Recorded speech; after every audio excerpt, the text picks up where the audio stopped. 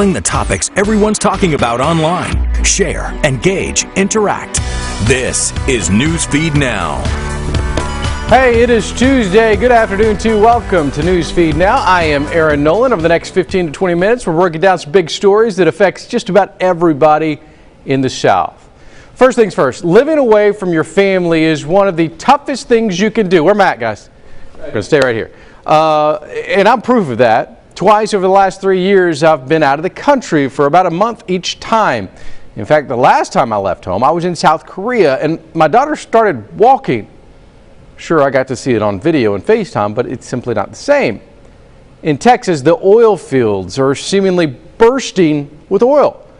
So much so that folks are heading to the fields to find the riches of black gold. But that means leaving behind families. And that naturally comes with plenty of struggles. Isaac Ramirez has more from East Texas. Black Texas gold. Thousands of East Texans are rushing out west, drilling the soil for cash. The money. I mean, the money was good. I wasn't going to make this type of money back home. The oil industry in the Lone Star State is booming, with Texas accounting for 39% of all U.S. oil and gas jobs. That's over 325,000 people. Holly Stanley of New Diana is happily married. I would give my life for him. I love him. Yummy, yummy, yummy. She is the proud mother of a little girl and soon a little boy too. I'm 23 weeks pregnant and his name is Liam Stanley. Hey Evan, what's up? Holly works full-time at a bank in Henderson. She is just one of many oil field moms who stay behind while their husbands work hours away in the Permian Basin. He's out there making money and I'm the homemaker and I fix anything that needs to be fixed around the house and also am making money too. Uh-oh, you put it in her mouth. One of the challenges oil field moms face is safety, which is why we are not showing the outside of Holly's home or her child's daycare. At night when I'm by myself, sometimes I am afraid, but I try to be strong for my daughter. That's why her home has a security system, and she also has friends who check on her. I always check my surroundings no matter where I am. Living in Midland can be expensive, which is why she stayed in Henderson. I think they take advantage of the oil field workers out there, especially like in hotels. Right now, the average price for a one-bedroom apartment is over $1,500. Midland has the highest average rent price in the entire state. The cost of living is the main reason why many of these oil families stay right here in the green and humid East Texas. But some families decide to pack up and move out here to the dry and windy West Texas. Did you put salt in this before? Ramon and Josie Cibrian from Henderson decided to pack their bags and keep their family together. I said, if we're going to go, we're going to go together. And she said, okay, that sounds good to me. My two boys being so little, I didn't want to leave them at home without a dad. Where's the teddy bear at? Josie is an oil field mom of two sons. Her busy day includes cooking, cleaning, and studying for her dental assisting program. Aren't these your favorite, babe? She says wives of oil workers are stereotyped as living an easy life. For example, this social media post that says, "My hands look like this, so hers can look like that." It's not as glamorous as everyone thinks. We're still moms. We're still women. The Cibrians live in a two-bedroom apartment, which they say is a lot more than they would pay in East Texas. $1,775. This is not with utilities. And that's why all these oil field husbands, or whatever you call them, come out here in trailers. More families will be making this difficult choice after 46.3 billion barrels of crude were discovered in the Permian Basin. That means more jobs for East Texans. Oh, good job. Holly says her husband Joshua will continue to work out west until they save up enough money for the new baby and a bigger house. How was your day? It was good. In the meantime, they video chat every night and rely on their faith. I always pray for his safety and just that he always comes home. I miss him a lot. She looks forward to the day when he comes back and stays, because home is where the heart is. All right, Isaac now joins us live from Texas. Isaac, this is kind of an interesting story because I look at this two ways. One, I think it's good news that we are finding oil here on U.S. soil. but it also means that families are being stretched thin. Tell me about the impressions that you got out of this story. I think what most impressed me was how these women were able to maintain and able to raise their families while their husbands were hours away. But what they faced most, I think what they struggled with the most was the loneliness. They don't like to feel lonely. They want to be there with their husbands. They want their husbands there at home. And they say that at night they just feel lonely and they want to be with their significant other. And I mean, who can blame them? But that's definitely, what I took most away from it is that, hey, they're families and they want to be together. How difficult is it for the kiddos? I remember when I was away for work, I've been away twice for a month each time.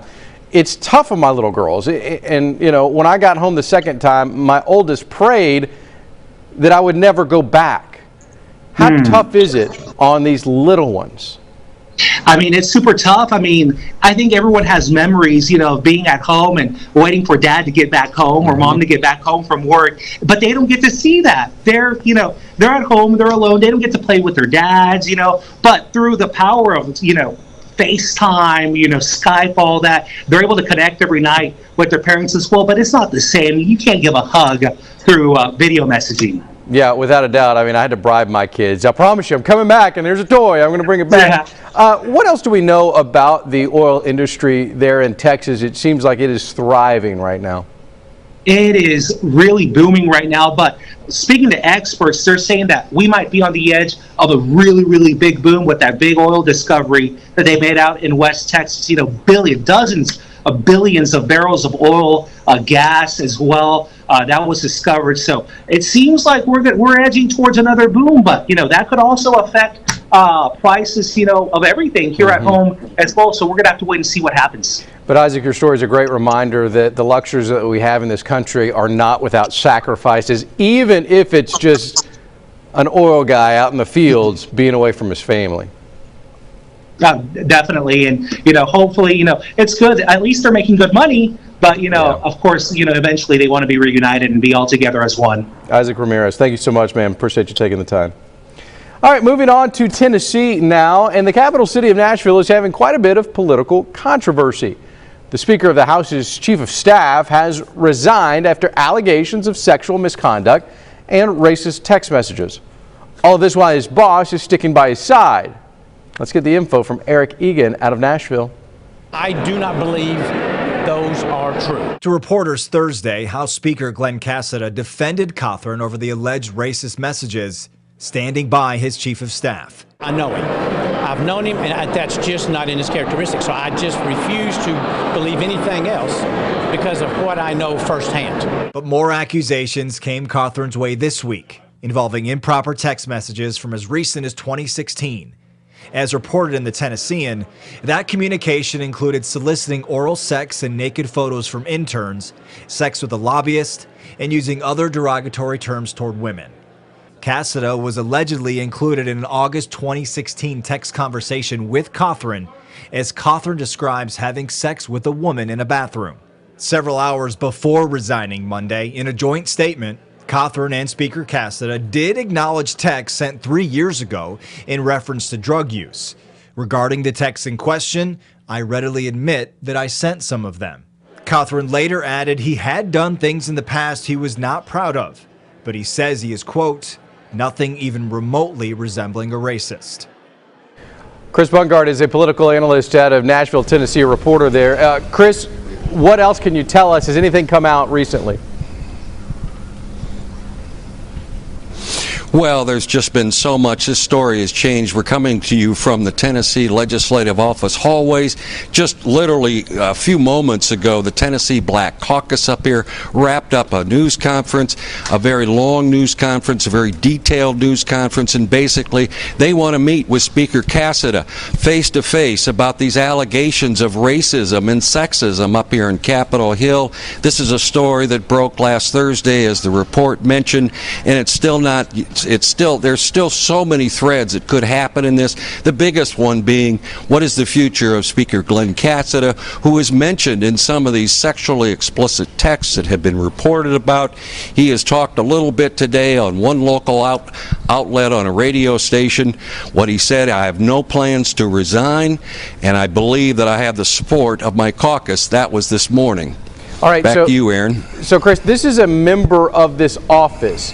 Is the thought from the Black Caucus that you just heard from that maybe this entire office has been infected or part of this behavior?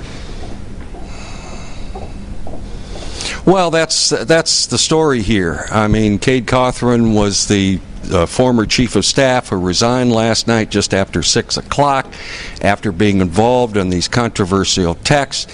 The speaker, his boss, backed him for several days until it just, there was pressure from other top Republican leaders for Cade to resign, and the speaker said he accepted his resignation. Now, yes, that's the big question here is, can the speaker effectively govern? Does he have the votes? Does he have the support, rather, of people in his Republican caucus? They have a supermajority here, almost 3/4 of the member in the Tennessee House. But I've been talking to lots of lawmakers. There's been murmurs about, well, will he survive this? We don't know yet whether it will become a full-throated roar or whether it was something that will blow over with some meetings, some apologies. We don't know yet. Those are the things still to come, Aaron. All right, Chris, thank you so much. Keep us in tune to what's happening there in Nashville. We appreciate it. We all remember those final few days of class. School is just so close to being out for summer, and if you were lucky enough to be a senior, that meant it's finally over, right? But it also meant there's a chance of a senior trip. Now, I didn't get to take one of those, but I sure wish I would have. For some students in Louisiana, the excitement of that vacation has switched to frustration because of, I hate to say it, we live in this society, scammers. Sylvia Masters has the story. They were going to Los Angeles. They were supposed to stay in a mansion and ride around in a limousine. I told them, it sounds too good to be true. Joan says the senior class president of her daughter's class messaged the travel agent by the name of Jay Stay on Instagram to book a trip. That's when the communication turned to text messages. Jones's daughter said she and about 15 students met this person at a local library. But she said, Mom, I paid $30 to speak with somebody about a senior trip. And I'm like, $30 to talk? That just doesn't sound right. According to Jones, Jay Stay asked the students for $260 to book plane tickets. The money he told them was going to be $260 for an airplane ticket. And they're like, well, you don't have our names. You don't have any information about us for us to give you $260 for an airplane ticket.